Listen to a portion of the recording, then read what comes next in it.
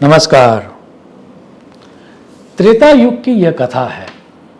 एक समय शंकर भगवान और दक्ष पुत्री सती जी अगस्त्य ऋषि के पास जाके राम कथा का श्रवण करते हैं। जब राम कथा का श्रवण करने के बाद वह वापस जा रहे थे कैलाश धाम को, तभी उस समय के दौरान राम जी का वनवास चल रहा था और रावण ने सीता जी का अपहरण किया हुआ था। तो राम भगवान वन में सीते सीते चिल्ला चिल्ला कर सीता जी को ढूंढ रहे थे। वो अत्यंत व्याकुल होकर यहाँ वहाँ दौड़ रहे थे और उनकी आंखों में से आंसू भी बह रहे थे।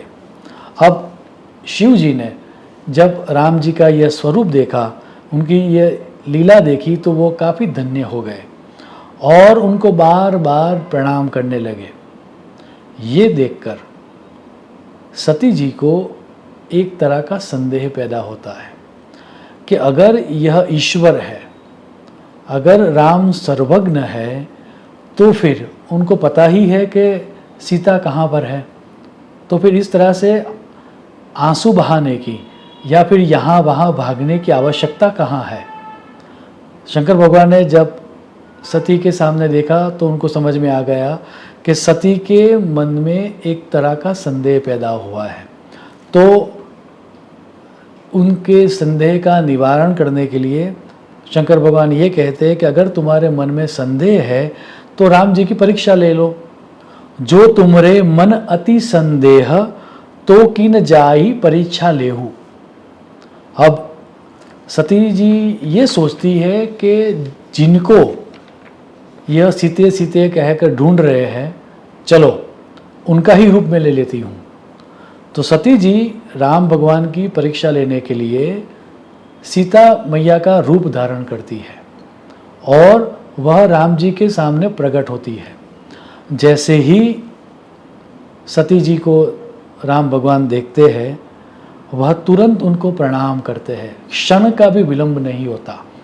वह प्रणाम करते हैं और कहते हैं कि हे जगदम्बा, हे जगत जननी, आप अकेले क्यों हो? शिव जी कहाँ है? इतना सुनते ही सती जी लज्जित हो जाती है। उनके मन में भारी पश्चाताप होता है कि इस सर्वज्ञ ईश्वर की परीक्षा लेने का कुविचार मेरे मन में क्यों आया। और वह अत्यंत दीन होकर, दुखी होकर कैलाश धाम वापस आती है। अब पछताए होत का जो करना था वो तो हो चुका। अफसोस उनको काफ़ी हुआ, लेकिन अब वो काफ़ी लेट हो चुका था। तो जब वह कैलाश जाती है तब शिव जी कहते हैं कि अगर तू सिर्फ डाउट करती और कोई अन्य परीक्षा लेती तो बात तब तक ठीक थी, लेकिन तूने डाउटफुल माइंड रखकर जो मेरे आराध्य देव है, उस देव की पत्नी का रूप तूने धारण किया। अब मेरे आराध्य देव की पत्नी तो मेरे लिए मातृ समान है, वो मेरी माँ है। तो अब मैं तेरा पत्नी की तरह स्वीकार नहीं कर सकता। मैं आज ही तेरा त्याग करता हूँ। ऐसा कहकर शंकर भगवान अपनी आंखें बंद करके ध्यानस्थ हो जाते हैं। आगे की स्टोरी हम सबको पता है कि सती अपना देह त्याग करती है दक्ष के यज्ञ में। फिर आगे जाकर पार्वती के रूप में जन्म लेते हैं वह, और फिर हजारों वर्ष तक तपस्या करने के बाद वापस उनका विवाह शंकर भगवान के साथ होता है। डाउट इतनी सारी तकलीफ़ें दे सकता है और इसीलिए इसी सिद्धांत को समझाते हुए श्री कृष्ण भगवान ने भगवद गीता में यह कहा है, संशयात्मा विनश्यति, शंका नाश करती है। याद रहे, शंका करना बुद्धि का स्वभाव है। सती जी के लिए ये कहा गया है, या देवी सर्वभूतेषु बुद्धि रूपेण संस्थिता। दैट मीन्स वह शंकर भगवान की पत्नी सती वह पार्वती का ही स्वरूप थी, वह बुद्धि रूपेण हम सब में बैठी हुई है। अब मज़ा ये है कि उनको ही हम शिव और शक्ति कहकर उनकी पूजा करते हैं, क्योंकि संदेह करने का स्वभाव बुद्धि का है और वह शक्ति बुद्धि स्वरूप भी है। तो हम सब के अंदर कभी न कभी किसी न किसी विषय में डाउट तो होगा ही होगा। अगर स्वयं आप थोड़ा स्टोरी को अगर ध्यान से देखो तो समझ में आता है कि ये कोई साधारण बात नहीं है।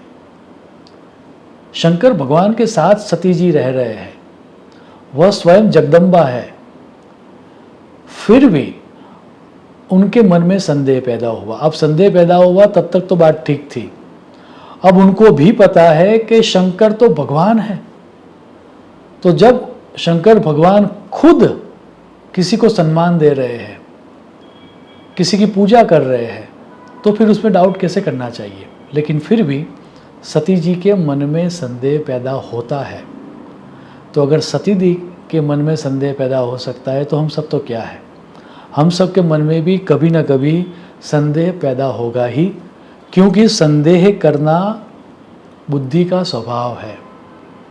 सिर्फ डाउट हो तो उसमें दिक्कत नहीं है, लेकिन डाउटफुल होकर हम अविवेकपूर्ण व्यवहार न कर दे, वह हमें देखना है।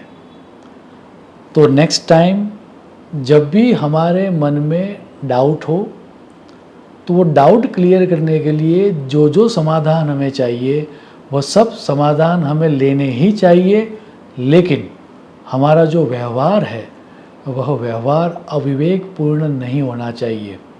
क्योंकि अगर संदेह हो और हमारा व्यवहार भी अविवेकपूर्ण हो जाए तो हमारा नाश सुनिश्चित है। याद रहे, डाउट डिस्ट्रॉयज। शुभम भवतु। प्रणाम।